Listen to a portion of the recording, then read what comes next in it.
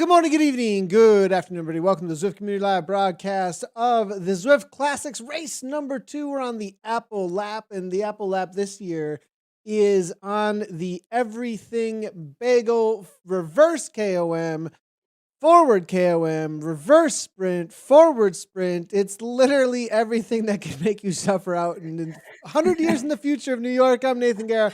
Anna Russell is next to me, and she is our New Zealand expert, because that is what we are covering today, Anna. And I'm excited for the racing to kick off here on a very difficult course.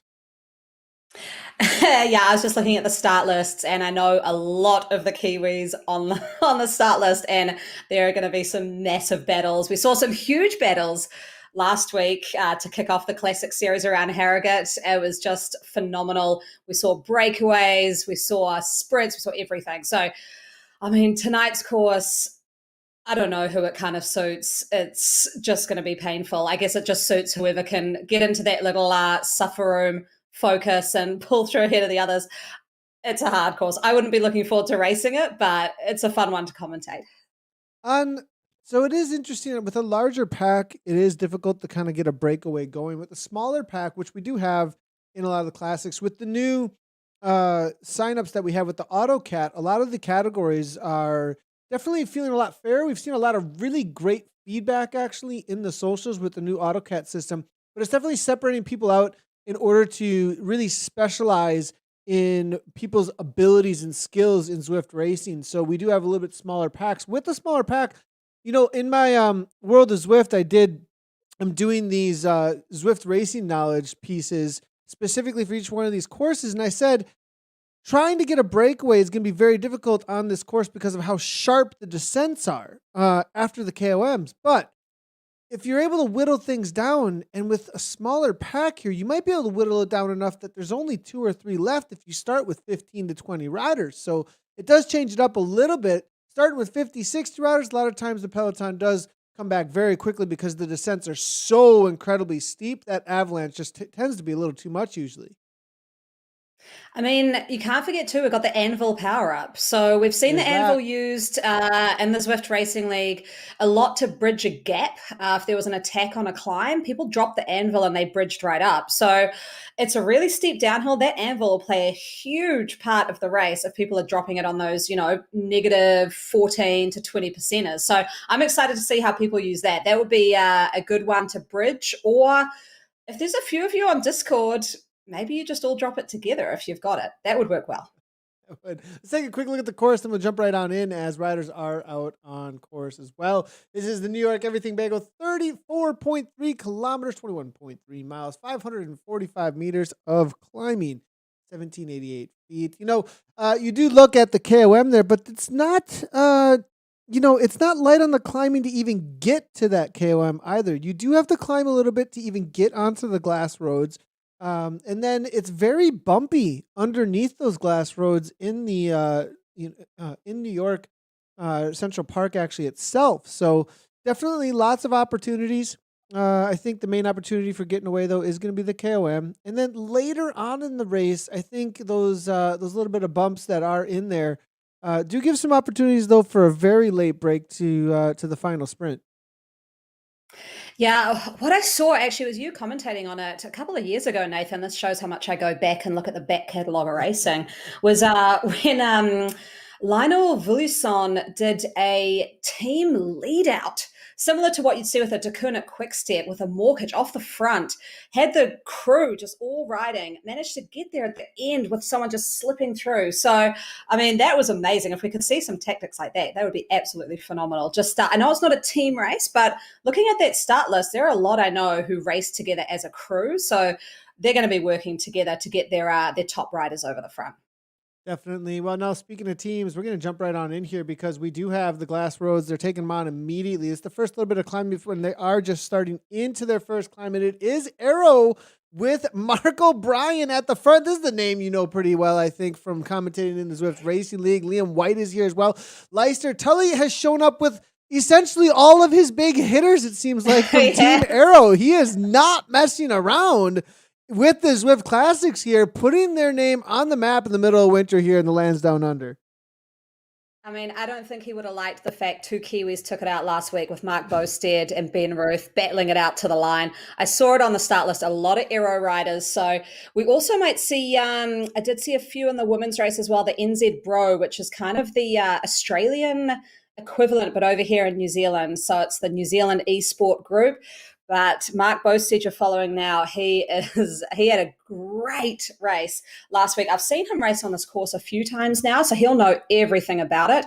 And I'm just looking at some other names that I've seen. Harvey there from a group called Iron Wags. So Iron Wags actually know the founder of that crew. They're a group that follow Ironman racing around, and they're usually seen on the side of the course having a few beverages and a paddling pool. So yeah, now they're taking to esport.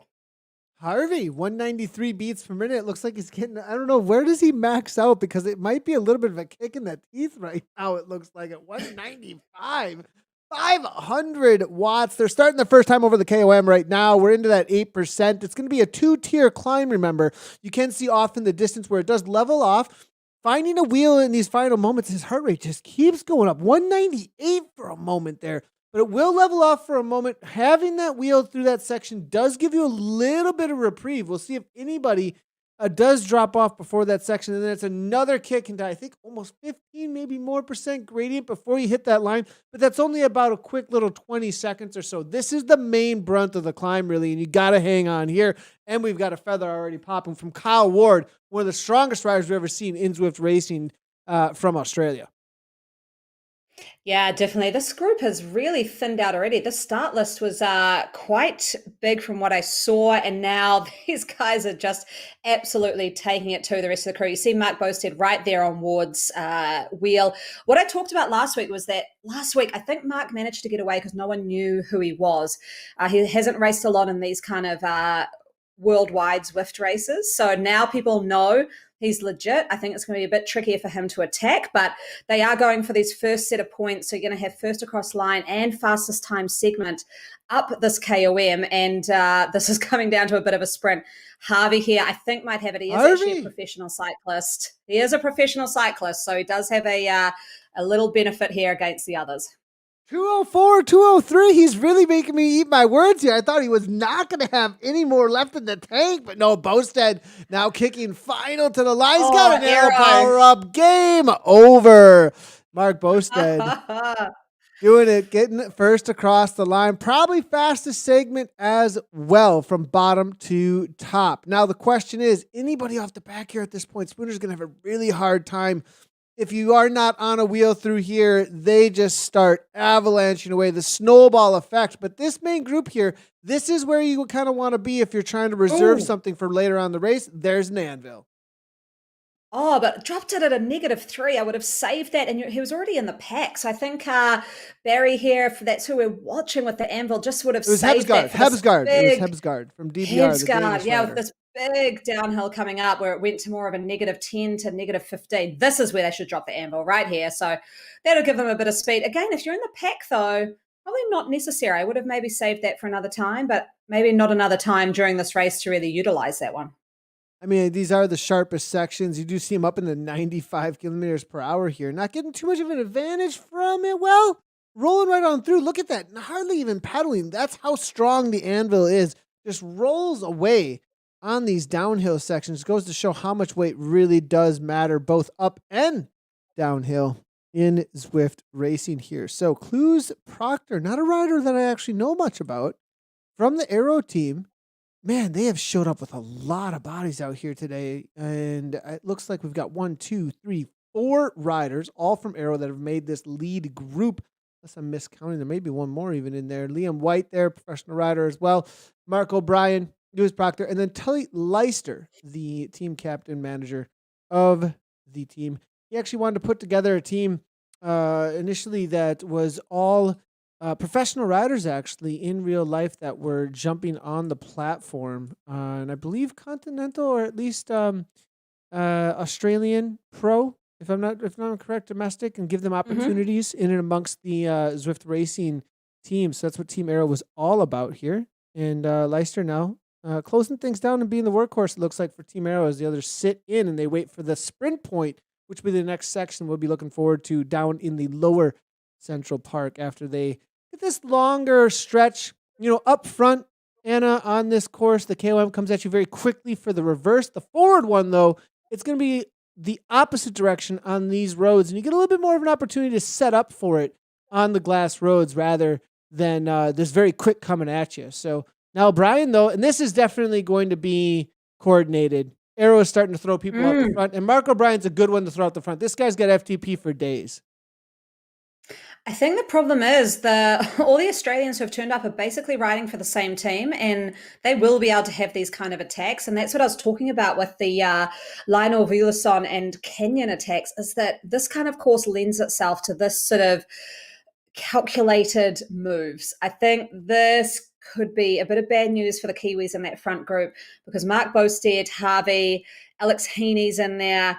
They just, they've raced against each other, but they don't ride together, unlike Aero. So I think that this is a good move from Aero, and great job from Tully Leister here. They're now bridging the gap. I've just seen Tully's numbers go into the orange, but he's done well here to get a few riders on, because I think this probably will make the difference at the end of the day.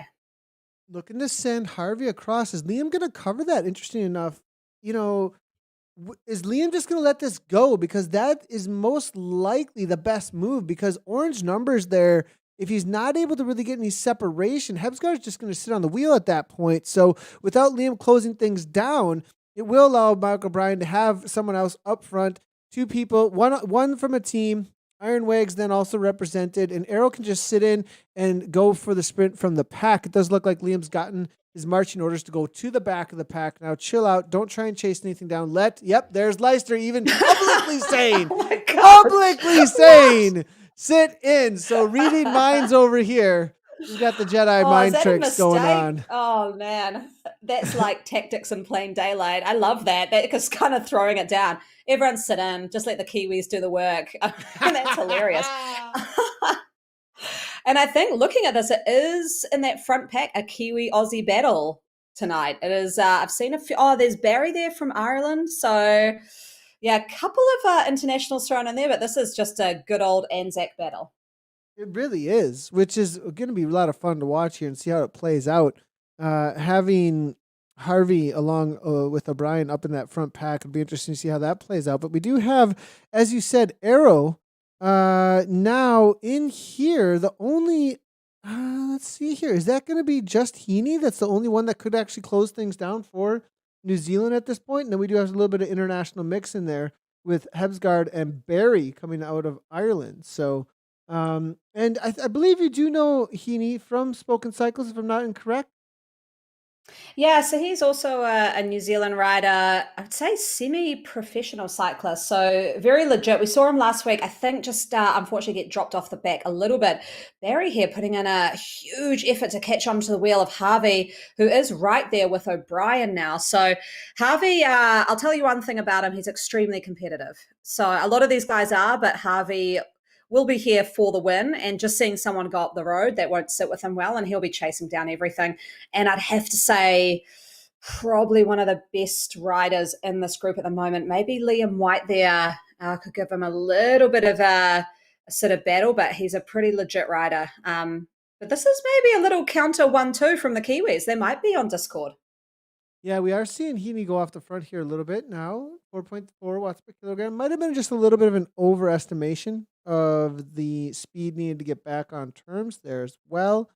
Looking through, it does seem like it's all going to get Grupo Compacto, though, at this point. I think everyone's going to kind of have a look around, see who's made it, and call them right on down as they get into the next section. It will be the sprint points section next, and it will be, I believe this time around, they are going to be going in the reverse, and so it will be a little bump into a downhill sprint, not an uphill sprint, actually. So he now just sitting in 5.0 watts per kilogram. Bostad now making his way to the front, and this was a rider.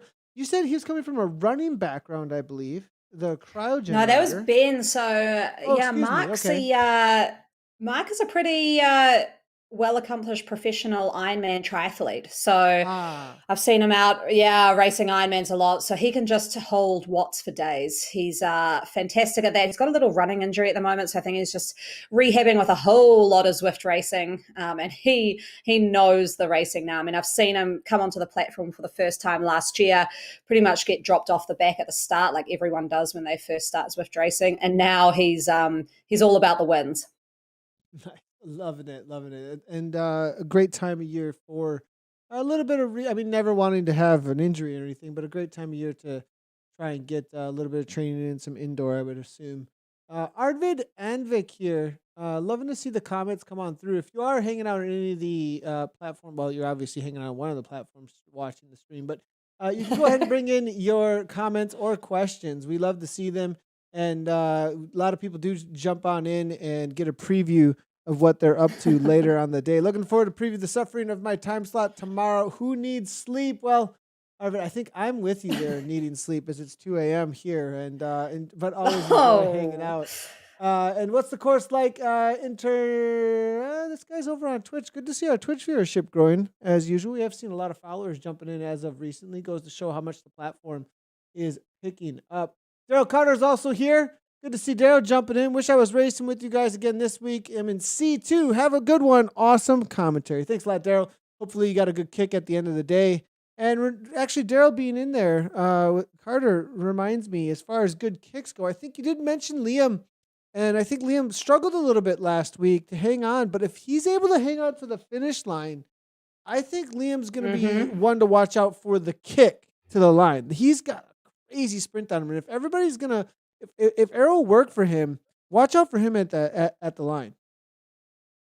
Yeah, I'm just looking through some of the stats from Zwift Power. Looks like actually Braden Clues Proctor there from Aero has one of the better 15-second powers. With Tully Leister actually doing pretty well too. And I think it was Tully who sort of sprinted for that third place last week, if I do remember correctly, and was doing really well. So those guys have got very, very high numbers. The next highest person has actually been dropped off and is in a pack below. That's Oliver Simeones. But Belgium rider. So, I'd be watching out for Tully. Braden Clues Proctor. So we haven't talked a lot about him riding for Aero, but also rides for the Australian team PNX. He's actually racing in the Thursday Oz Cycling Club Series as well. I've seen his name around about a little bit. So I think Clues Proctor could be one to watch for the sprint, but we did see on that climb, you got the Mark Bosted, the sort of Ironman athletes pulling through to the front, and they'll do their homework. They'll know who the good sprinters are, and on the next climb, they'll be wanting to drop them like a sack of potatoes.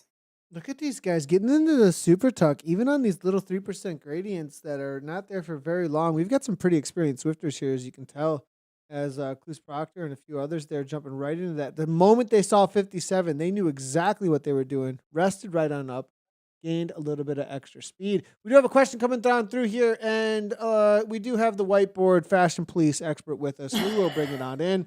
Yes, the bike of choice is the Tron.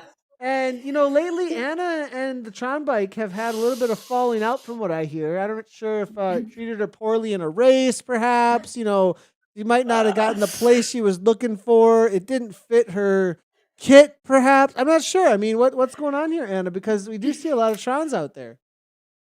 I wasn't even going to bring up the Tron, but because Stephen here has brought it up, Thanks, Stephen. Appreciate thanks. it, Stephen. Oh, we got a sprint coming up here. We might want to talk about that for a moment. We'll talk about it after the sprint. So we do have the sprint coming up, which this one's a tricky one because they're going to go up this hill. You can see the 4%. You can see the green archway. What's the anvil? Up ahead. What is Tully doing? Oh, Tully. Bad. Oh, he could have. Well, look, he's coming through as they head to the downhill. Yeah, exactly. I don't know what is going on here, but Tully just trying to make things a little extra difficult on himself. Here comes. Wow, what is going on? Is Mark O'Brien actually still off the front? At the front? Did I miss a break situation here? Well, Liam White's showing us that he's got the kick. Barry's off 15 for a moment there, but where did Brian have like a crazy, like we talked about last Something week? Happened. Yeah. The top secret, router dropout, you disappear, and then you're just gone off the front. Like, where did this gap come from all of a sudden? 6 seconds, getting shut down pretty quickly. Bosted over the top here. And this is a great counter actually coming from him. Perfect timing after those sprints, everyone wants to calm right on down. Will he be able to get away with this here? 1 second looks like they're going to bring him back into the fold, and I think they'll bring Brian pretty quickly back in after this as they all come back together. That was really strange. I saw a little red dot while we were talking, going, there can't be someone that far up the road. But yeah, there we go. 6 seconds up the road, O'Brien. So not sure if that's a little technical glitch, but we'll have to see. But as far as bike choice goes for this race, I mean, it's not that I hate the Tron. I just think it's a bit bland now. I think everyone's riding them. Strong language going on here. I mean, whoa. Using the H word over here. Not that I hate the Tron, but I just not that I hate it. It's just bland. I think, I'm going to race this tomorrow. I'm going to go on the Specialized Venge S-Works with a full disc. Reason being is the climbs are pretty short, and you could get a feather, which kind of negates the heaviness of that back wheel. I think there's a lot of points you can get at the sprints, which means you can, get that disc really rotating. You can see these riders off the front. They don't even have Tron bikes. I just think it's a little bit overrated now, especially on a course like this. You can get up over that hill with a disc wheel pretty well. And then on the downhill, huge benefit. You can just chill out in the pack. A lot of this course is about drafting well on this rolling terrain. And when you're going up and down all the time, the momentum will carry you on the up, and the disc will have the heaviness to sort of just keep you solidified in the pack on the down. So those are my thoughts. Stephen, you had the question. That's why I would not go for the Tron. But I can see why people do it. It is a safe option. It is. It is an all-arounder for this course, that's for sure. I'd have to agree with you, though, as well. On this course, being the kind of course that it is, knowing that the crucial moments on this course are going to be during flatter sections, most likely, as far as where I would be able to get away or find a winning move. It's going to be either in a sprint or in a breakaway very late in the race, and that Venge is definitely where it's at when it comes to the 858s. Now, Mark O'Brien, if you take this first-person perspective, he's been over 50 meters off the front for quite a long time. 7 watts per kilogram now, holding that 4 seconds. They're closing it down pretty quickly, though. You can see the 36, 34, how quickly now on this climb Bosted is making this happen, and he's carrying everybody right along with him. It looks like it is going to get shut right on down. Is Liam going to go over the top of the question? And you made a great call here, Anna, with this Harvey from Ironwags. I mean, 189, he's still got at least 15 beats to work with, right into his threshold here, and watch out for Jay Harvey. This guy has been completely controlling this race and being exactly where he needs to be for any moves that seem like they're serious. So does he have a lot of racing experience on Zwift? Because this is not a name that I'm familiar with, but he's definitely where he needs to be. So what's happened is these guys have all joined in and raced the Triathlon New Zealand race league that we have that runs over winter for about 6 weeks. He was new to that, and from that he has just launched himself full ball into esport racing. So he's using it, I guess, as a little bit of a complement to his outdoor racing. It is winter here, so there's not a whole lot of cycle race going on, but he's a professional cyclist. This is why I think just from watching him race for the last couple of months on Zwift, seeing him grow on the platform, he'll be one to watch because, like I said, uber competitive. He'll be wanting to take the win. He'll know racing a couple of these guys from watching. I know he was tuned in and watching last week, so he's done his homework. He knows who's around him, and I think it will be one to watch. And I think the cool thing about it is a lot of the Kiwi professional cyclists don't actually put the little orange pro t-shirt next to their names, so you don't realize that they're pretty legit in real life. He is like one of 2 Kiwis on an all, let me see here. I'm looking at 3 Kiwis, it looks like, on an all Australian team called St. George Cycling Riders, from what I'm seeing. Yeah, that's it. Wow, interesting. Huh. Yeah, level 31 Zwifter. Only 15 races, though, which is also super interesting. And you were right. May 26th was his first Zwift Power race. So he's done a lot of Zwifting, obviously, before that, I would think. Unless this has all been since then. No, literally. It's been since then. Wow. So that is a ton. Yeah. This guy's got a 405 watt FTP at 80 kilograms. That is insane. I mean, talk about a ruler of rulers here. The guy can throw down 7.9 for a minute, almost 6 watts per kilogram for 5, and 20 minutes is over 5. at 80 kg is insane. You come to the line with him for 15 seconds, he could do a 995. So a lot of power coming in. Oh, I don't you're want to take him gone. to the line. Do not want to take him to the line with me at all. So you'd know James Barnes from the he races a 100%. lot through the league. 100%. Yeah, Look at O'Brien off the really front similar. again. Look at this Still going. guy. Just they caught him and he went again. I mean, he just doesn't stop. This guy's the Energizer Bunny. Oh, that's phenomenal. I love it. This obviously, I don't know quite the strategy here. It's sort of just riding off the front, dangling there with about 3 seconds. No one's going to chase him down because that is just not a big enough gap. If it was getting up to that 10, 15 seconds, but he's just kind of dangling there, riding really high watts. So poor guy. I think that might hurt him a little bit later.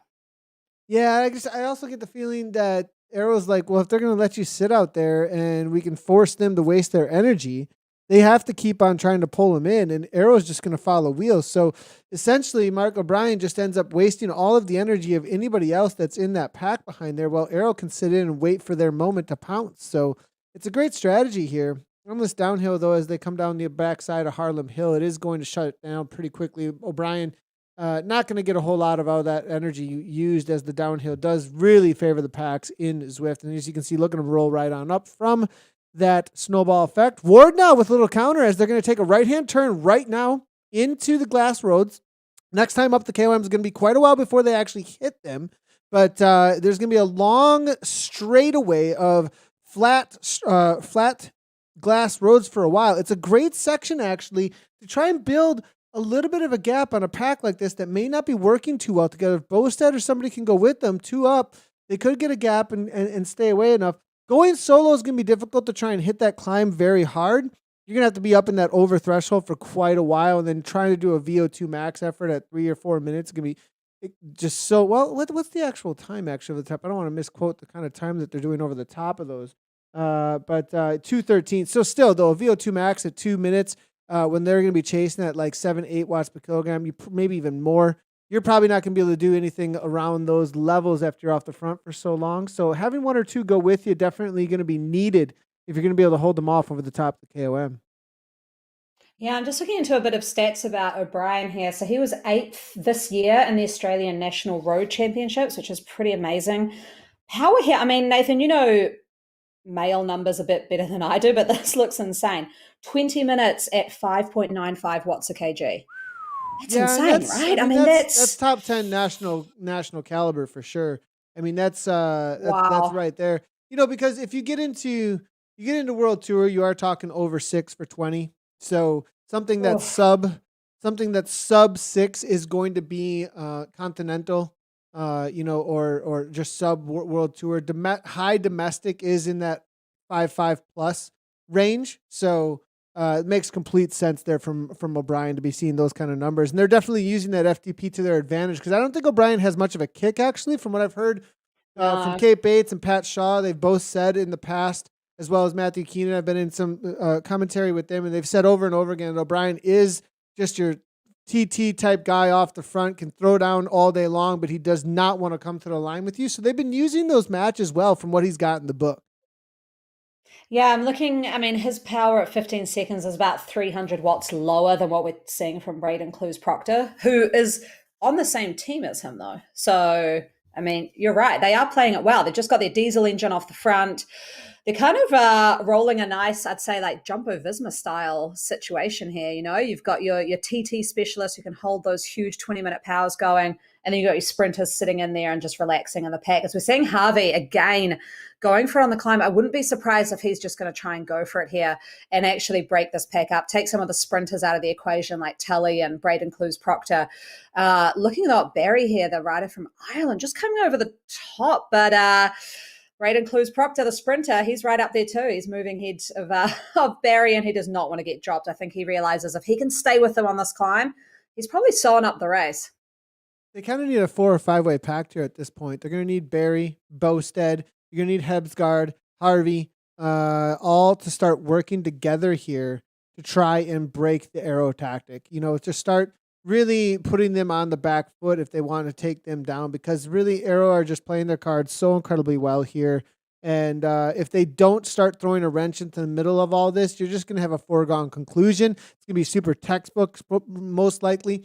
You could play the dice roll where you're, trusting that if you just hold on to the wheels of arrow that you can out sprint them in the end. But the reality is that in this course, later down the road, you're going to get into that attrition. You're going to start getting some tired legs, and arrow are going to start being able to just throw bullets off the front. Boom, one after another, taking shots. And eventually one of them is going to hit that target. And the reality is you're not going to be able to cover every one of those moves. So if they don't start taking the race to arrow, arrow is going to be able to really play some games later in the race here. So I have a feeling that these riders need to start messaging each other, interacting with each other, and say, hey, might not be on the same team here, but right now we're up against this one team that's really playing this game against us well.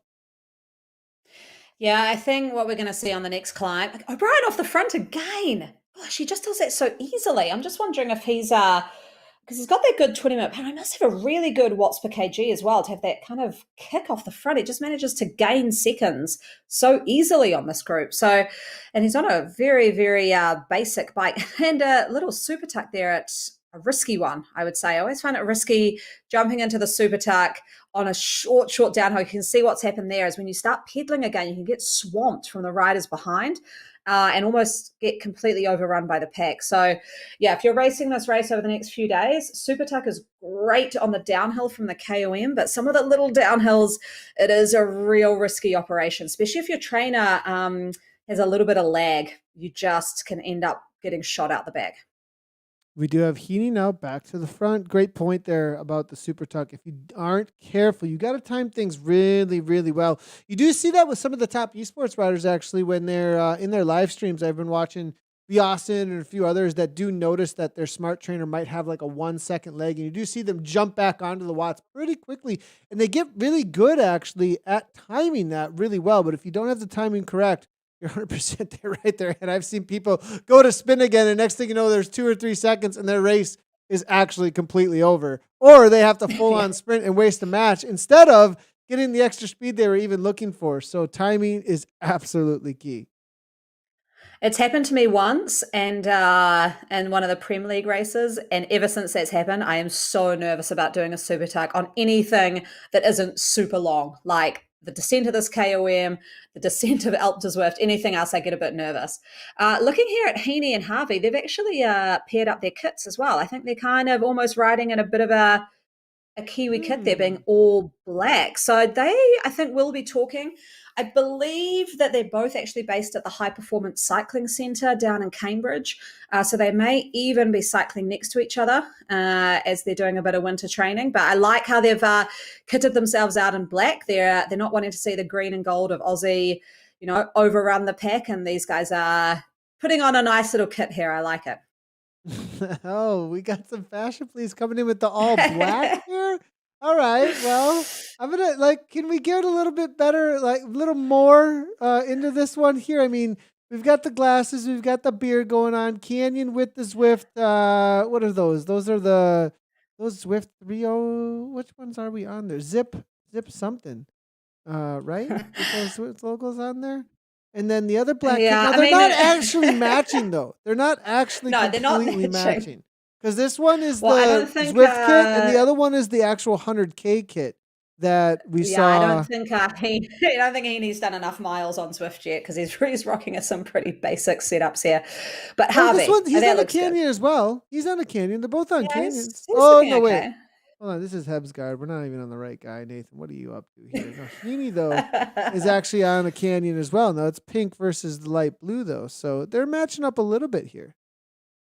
I mean, in case you don't know, New Zealanders are all about wearing all black clothing. It comes from their rugby team. They're called the All Blacks. They just wear black clothing. You'll see us at the Olympics. Everything is just jet black. So that's why I'm kind of liking the style. I actually had no idea. That's great information there. So okay. I'll send some All Blacks to you later. But they're called the All Blacks, and so every New Zealand team wears all black colors. So even at the Olympics, this is happening. Yeah, they'll all be in black with this little silver fern on the top All of right, their this is going on t-shirts. Instagram. I'm taking pictures now, and I'm tagging you and the fashion police along with the Olympics in this from now for the entirety of Tokyo here to just highlight There the we go. reality that Heaney and Harvey are both representing well when it comes to the all black here at this point. Now we do have Bosted though off the front a little bit here. This is a nice little kick coming from him. And speaking of the Kiwis here, they're really starting to, I think, put a little bit of a wrench here in Arrow, but Arrow perhaps sitting in well and waiting for their moment to pounce, actually. Ward now, he's been the man that's been kicking up front on the climb, making things very, very difficult while the others wait and follow wheels here. 7 watts per kilogram, 13% gradient now here at this Ooh. point as they get into their second time. This is going to be the forward KOM. Oh, this is bro. Seeing Liam White there, just dropping off a little bit at the back. Second back now. He's pushing pretty hard to stay in touch. Got some feathers being dropped there Ooh, as he well. had to use a feather here. Yeah, early use of that. You want to use that right near the end where it really kicks up to the KOM arch. But these guys are Struggled staying last week, pretty Anna. close He together. struggled Yeah, last week. I think you don't want to be dropping a feather at the back of a pack, just sort of dangling. And it looks like, is it Barry, the Irishman, just going off the front? A lot of feathers been dropped now. And I think this could be the end of White, who's already dropped his. He may just dangle too much. Bosted is putting the pain on. But you see O'Brien as well, just coming past Bosted. And Clues Proctor and Tully Leicester still in the mix, which is dangerous. Like I said, I think if they come over this climb, they could take this one out. Their sprint numbers are very impressive. Ward is done. 4-4 off the back now.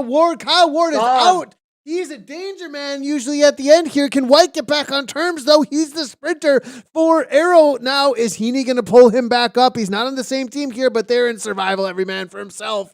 Ebsgaard here looking to go across. Who's at the front? Is Proctor actually doing this? No, it's going to be Barry, and it's going to be O'Brien following Barry's wheels. I think this is still going to come all back together. You can see 1, 2, 3, 4, 5, all coalescing out the back. Even if O'Brien and Barry get off the front here at this point, I don't think it's going to stick. The only Bosted, one orange numbers. Oh, Bosted's coming through. He's going to come past, I think. The There he goes. Bosted's come by. There he goes. Oh, he got it on the first lap too, I think. And here he just loves mopping up all these KOM points. I don't know. O'Brien, Bosted to the right angle. What is he doing? Oh, no. It's an anvil power up at 10 watts per kilogram, but he wanted to get a different one. He needed to get a different one. I mean, I guess well, you got to do what you got to do for a power up here, but what a timing there. O'Brien over the top, and now he looks to try and do what he does and just walk away. They're all back together. Heaney's off the back with Ward here. These two, actually, no, White It's not good. and Ward, they're done. Game over. Ward has definitely done 17 seconds back already. He's absolutely blowing. Looks like this could be our front pack because Heaney 4 seconds back. If White and Heaney can get together, they're definitely not from the same team. They could maybe have a little bit of advantage, but not sure. Heaney's got an anvil. This might do it for him. 57.76. Anybody using anvils up ahead? There is an anvil amongst the pack, which will speed it up here. So this is going to be a struggle bus here, it looks like, for Heaney. 4 seconds, though. 5.7. Liam White now kicking to get back on terms. He's got orange numbers to give here. 64 here, but he can't be. Here's the thing. A lot of times you see this, and it's just these higher numbers. Look at 70 kilometers per hour. You look ahead here. Heaney's doing 70 at 5.3.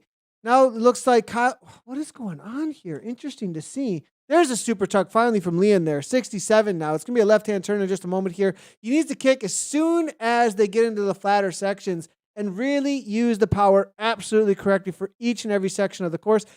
Liam might be able to do it if this pack just starts looking at each other. 10 seconds is a lot. That'll probably come down to 5 by the time it flattens out here. So White here, it's the last one that might be able to get back on terms, but it's a lot of landscape to cover. And don't forget that straight at the bottom of this downhill, they basically hit that sprint banner. So there'll be you can actually see the sprint banner just there on the right-hand side of the upper screen, is that they'll come down, have a huge lot of momentum. And then if a sprint opens up, Heaney and White will just be gone, Burger. They will not be able to catch back up. I think 11 seconds is way too much now. We're going to see the winners come from that front group. Bosted, Hebsgaard, O'Brien, Barry, Leicester, and Clues Proctor. I think that's not great news for some of the riders in there, having Clues Proctor and Tully Leicester coming to the line with you, because something's got to happen before then. The Kiwis have got to work together to break them.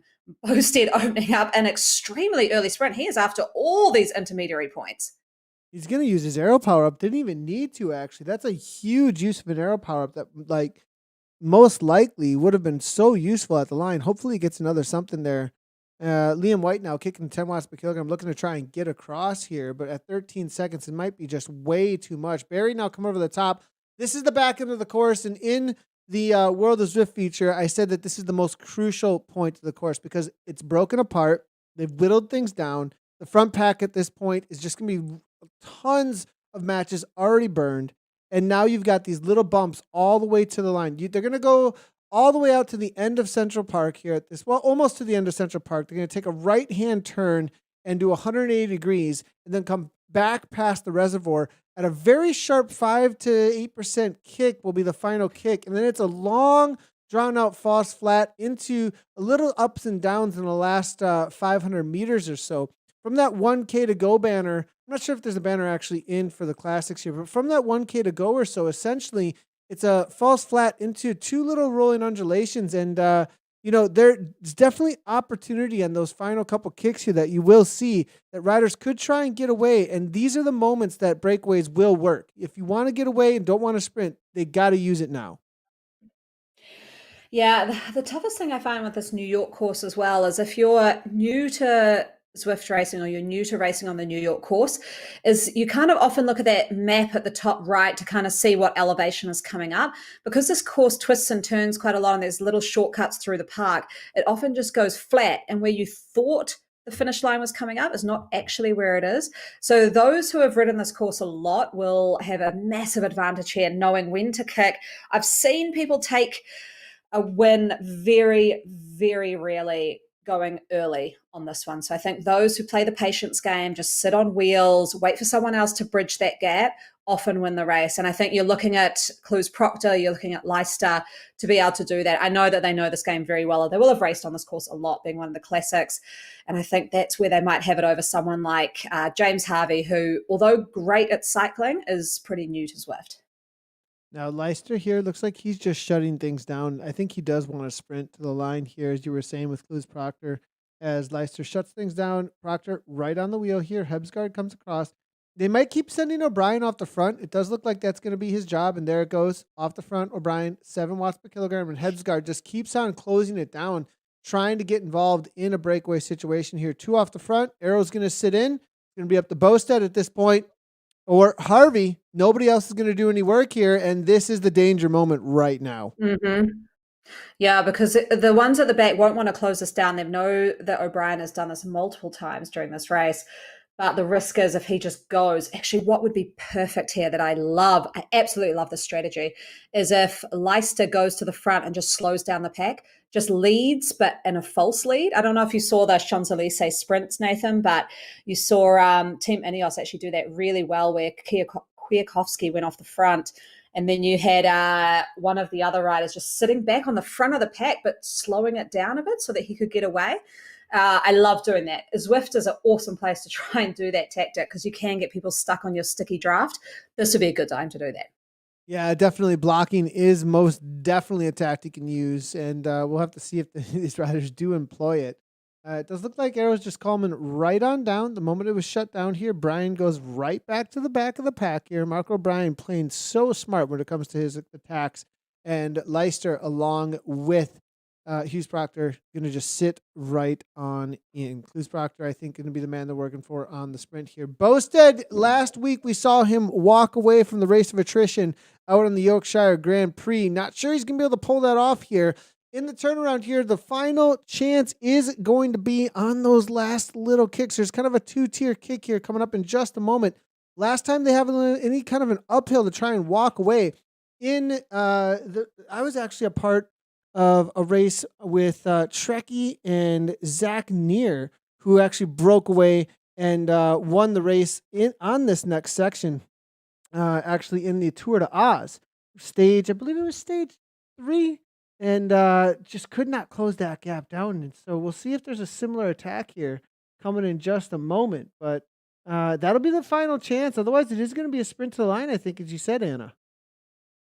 Yeah, and this is that part of the course where they've cut through a little bit of a shortcut. And it might have confused the likes of James Harvey, who I know hasn't actually probably raced on this course before. And he's like, where has that finish line gone?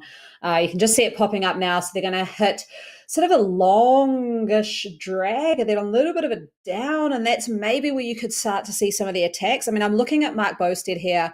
That's probably the only one. Maybe Barry. I'm not so sure on Barry's riding style, but I know Mark Bosted, he'll want to win, as they all will, but he'll probably know that he can only do that from a long, maybe 1K out breakaway. So that's who I'd be looking at over the next sort of 800 meters to maybe push some pace. I think what would be really great is if they were talking is Mark Bosted go off the front and drag Harvey up with him, and they just roll Harvey over for the win. But it is an individual race, and I do not see Mark doing that, as we see Harvey going for the early attack. Barry and Hebsgaard now off the front there as well. Here we Barry. go. This is going to be it. And this is that little bit of a kick I was talking about. 2-tier right here now. 3%, 4% now. And Bosted trying to go across. Harvey. The reality is, though, Arrow have so many riders that they can use to close anything down. With 3 riders there, 2 of them can work together, pull it all back in while one just sits in. Going to be so difficult. They actually want probably one Arrow rider to come across right now. Looking from the first person perspective, it is 8 meters. There is no draft currently on Bosted. Hebsgaard's going to close it down. Now there is a draft. It's all back together. That was the final kick. Gosh. It is a false flat here. One more time over the top could work, as we are into the 1K to go. Right here is about 1K to go. And that's just brutal for Mark Bosted, because he was pushing some really high numbers there, and they got out of the draft zone. They're 8 meters back. Suddenly, just that pack dynamic, they brought it forward. It was 2 meters, 1 meter, they're back all together. So really hard there where you're trying to break away, and it's like there's just this elastic band constantly pulling you back, and you just can't do it. So I hope that they try again, because otherwise we're in for a little bit of an Aussie-dominated sprint, I'm afraid to say. Yeah, going to be a right-hand turn into a left-hand turn, and then the straightaway with a little bit of a downhill sprint, actually. So this sprint is won by usually just a few meters. It usually comes all together to the line, and because of the downhill nature of it, it is just a wheel length, or usually it's not a whole lot that you win by, because you need that last few meter kick. Sometimes you can get a jump on the pack, though, and get enough speed built up away from them early on as they sit and they wait. Because the timing is so crucial on this sprint, some people wait a little bit long and let something go. So we'll see if somebody goes a little bit early here. Harvey now 4.0. Everybody, look at these wattages here. They're all watching each other. Hebsgaard kicks to the 8 real quickly there, but it's just a watch. Now Harvey, there it is. That's what we were talking about. 16 watts per kilogram. Aero power up very early. Actually, no, it's within the last 400. I think he's got the jump on them all. Bosted looking to go across. 13 watts per kilogram. Another aero power up. No, he's just a lead out man. Bosted, Proctor to the line. As we said, it's about the timing, and he timed it perfectly. Proctor made it happen. Arrow played their cards, Anna, at the end of the day. Oh, I'm going to say it, Nathan. Did I not pick that earlier in the race? Clues Proctor. Absolutely. He did what I love to see, which is when they start to sprint and they go on the sprint, kind of the avatar goes in the sprint mode, but then you see they go in like the super powered sprint mode where they're so low down, and you can just see him do that. As soon as I saw that, I was like, game over. Clues Proctor, amazing timing on that. That was a phenomenal group sprint. That really was. And, from early on, we said, Arrow were going to control things. We started seeing that Clues Proctor was the man who was sitting in. We saw that he wasn't doing a whole lot of work early on. We said he was the sprinter for the team, and they played it perfectly. They sent O'Brien off the front over and over again, and then at the end of the day, they shut down anything that tried to get away from them. Wore out the pack. Proctor just timed things absolutely perfectly there with that aero power. Let's take a quick look here at the replay of the situation and how it went down. Amazing kick there to the line. Actually, let's go ahead and do a quick little reverse here. And as you can see, give me a second here, guys. Apologies on that. We got to. I do want to say that Mark Bosted and James Harvey was second, third, and Tully Leister, who I thought might have come through with Braden Clues Proctor, was actually fourth. So not all about who has the best sprint power. I think a lot of that was about timing and having James Harvey just go off super early, kind of, I think, dragged someone like Tully Leister into a sprint before he was ready. And that's, we'll see here in the replay. Looking at Harvey here, he does go super early. I thought he had it, Anna. I did think for a moment, but there just wasn't. There was an initial kick.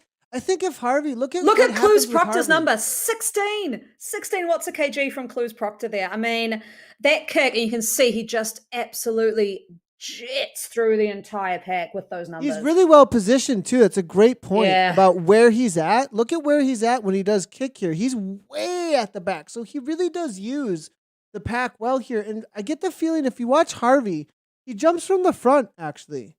So watch Harvey here, 4.7, 4.7.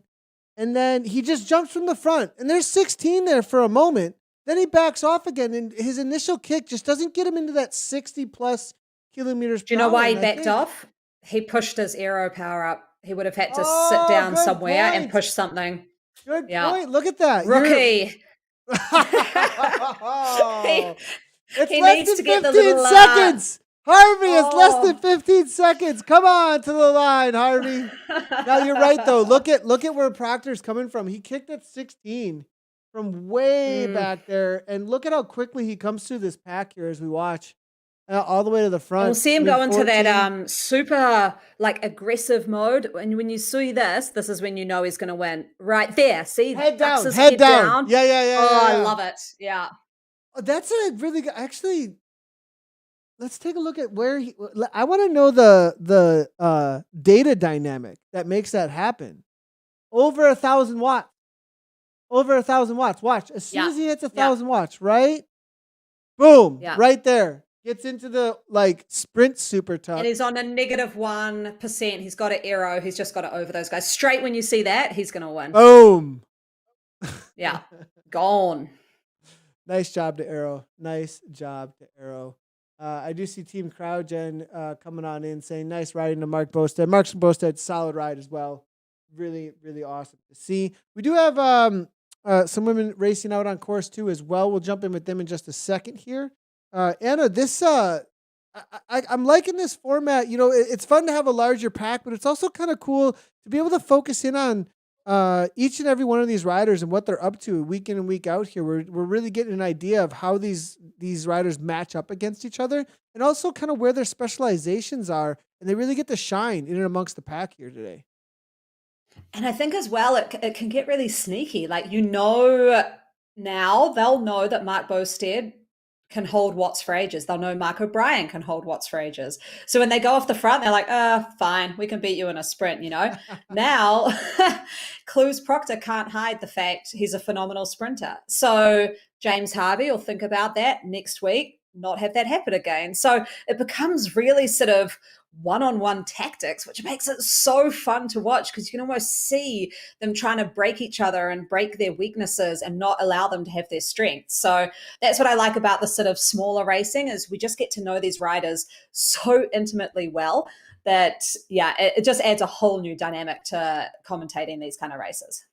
100%, definitely does. Now, I definitely want to just highlight quickly, we do have some riders out on course. Amongst the women's field, Natalie Smith from NZ Bro did jump out, as well as Adachi from Jet. So I definitely want to just highlight that they are out there hammering away. The finishing order between these riders, it does look like Adachi is going to take this down. NZ Bro, you did mention this NZ Bro team. I haven't seen them show up a little bit more often here. Natalie Smith. And I know Natalie Smith. Yeah, Natalie Smith and I used to race Ironman together about 10 years ago. So we know each other extremely well. She's actually a board member of Triathlon New Zealand and just got into Zwift racing for that Tri-NZ League about 6 weeks ago, 2 months ago. So pretty new. And as soon as that league finished, she messaged me and said, how do I do more racing? How do I join a team? And so absolutely addicted. And she's joined this NZ Bro outfit, as has, I think, the Fiona Gallagher, who does have foot traffic there. So she's coached by Rob Dallymore, but Irish flag, but actually lives in New Zealand, also racing for NZ Bro. So they've picked up just some great Kiwi athletes here over the winter. And yeah, Natalie Smith, she's riding on her own, but this is what she likes. It's that time trial mode, getting out there, absolutely drilling it. Loving it, loving it. Well, uh, good job to the ladies getting out here, Dachi Smith, and then it will be the foot traffic out of Ireland. Not sure. I believe that's gonna be Fiona Gallagher. Fiona Gallagher. Yeah, Fiona Gallagher here hammering away. So that'll be your top three in the Zwift Classics. The Apple Lap. If you haven't done so already, make sure to check out the World of Zwift, where you can check out with the historic moments in history on this course. We do have results here, though, for the men's race. Go ahead and take it away for us here, Anna. There we go. Clues Proctor taking out that phenomenal sprint ahead of Mark Bosted and the early attacker, James Harvey. Tully Leicester in fourth. Barry there from Ireland in fifth. Hebscott in sixth. O'Brien, I'd say, I'm going to give him the red jersey, the most aggressive rider of today. He was off the front a lot. White there just unfortunately got dropped on that second KOM with Alex Heaney. And then Ward there rounding out the top 10. Interesting to see Ward at 4.8 watt per kilogram average and getting dropped off. I mean, that's usually a rider that I'd be watching out for to make the end sprint here. So maybe a little bit of a workhorse from him. He was on some early attacks there on the KOM, but solid race there from Kyle Ward as well. But who's Proctor? The sprinter on the day makes it happen. Bosted second place. Now, these are one-off races, but he's definitely putting a name for himself out there. Mark Bosted and then Harvey, two names that are newer to Zwift racing, right on the heels of Team Arrow. So I always love to see that new blood coming in, and we'll see what that ends up playing out as we come into Zwift Racing League Season 4, the rest of the classics. Watch out for those names, everybody. Well, Anna, it's always great. Anything else going on? I know you've been doing some other commentary. You know, you're talking about racing. What's happening with you in the world of Zwift stuff, Anna? So Thursday night, Aussie, they've got the Oz Cycling Club series. So I did the Elite series a couple of months ago now. Now the Club series is on. So that's pretty cool. Just seeing a whole bunch of sort of clubs around Aussie coming together in an esport way and racing together, which is awesome because a lot of Australia has locked down, unfortunately. So they're all stuck at home. And actually, just hot off the press, had a chat to Zwift today, and we will probably be planning in late August a little Kiwi Aussie Oceania race. A cool format, maybe a bit of a. We just had our World Championships for triathlon age group is cancelled, unfortunately. So we're just going to have everyone get their happiness back and run a little bit of a fun online Saturday, Sunday kind of a race. Fun. That sounds absolutely awesome. Super, super exciting. Well, next week I'll be off of commentary. Kate Bates will be back, and there'll be a lot more fun. Most likely, fashion police chatter, as they're a little bit better. They're a little bit better at that. It's always fun to have those. So look forward to Kate being back in this spot next week for the New Zealand stream for the classics out here. Make sure to hit those follow buttons, subscribe, like buttons, do all the things so that you do get notifications anytime that we do go live here on Zwift Community Live. Next up, it's going to be myself and Dave Toll on the Europe stream. We'll be covering all three zones from Eastern to Central to Western. We'll be going live at 11:30 or 11:25 Central Standard Time USA. So I'm going to go get some sleep because it is 3 a.m. And Anna, thanks a lot. Appreciate it as always. And if you want to check out more results, more information on all the classics, head over to WTRL.racing, as Martin is doing an amazing job putting all of this together. Go get signed up, test out the AutoCAT system, and we'll see you guys for Europe in just a few hours. As always, everybody, ride on.